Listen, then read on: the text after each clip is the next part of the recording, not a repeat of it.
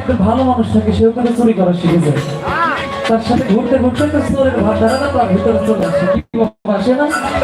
হ্যাঁ, আসে তো। দেখবেন আমার আপনার মতো সব ছেলে পেলে আছে, কিছু রাজনৈতিক নেতার বিন্দু পিছনে ঘুরতে ঘুরতে ওই নেতার মতো কিন্তু তার ভিতরে ভাবধারাটা চলে আসে। বাবা আসে না? সেও নেতার মতো কিন্তু আচরণ করা শুরু করে দেয়। লালন ভাইজি গানের মধ্যে বলছে, সাধুর সঙ্গ গুণে রং ধরিবে, তোমার পূর্বের স্বভাব ঘুরে যাবে। অর্থাৎ আহালে পায়া গ্রহণকারী ব্যতীত কোন ব্যক্তি যদি সাধুর সংস্পর্শে আসে, সে মারফত জগতের মধ্যে এখন গুরু ভক্ত হিসেবে প্রতিষ্ঠিত হয়ে যায়।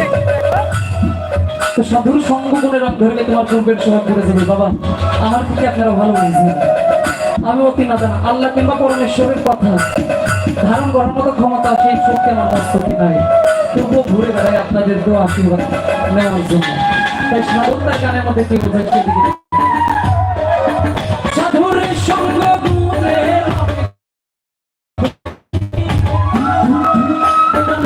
পূর্বের স্বভাব ঘুরে যাবে।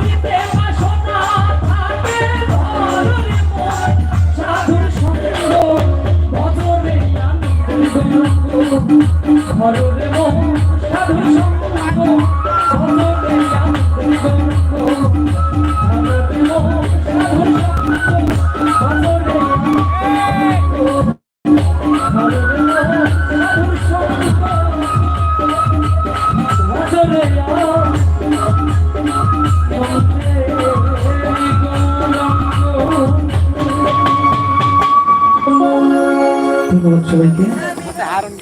আমার এই ক্ষুদ্র কণ্ঠে গান শুনেছিল একজন বড় ভাই অনেকগুলো টাকা দিয়ে বকশিশ করছেন। আজকে বেশ কয়েকটা রাত একাডেমি গান করতেছে, কণ্ঠের অবস্থা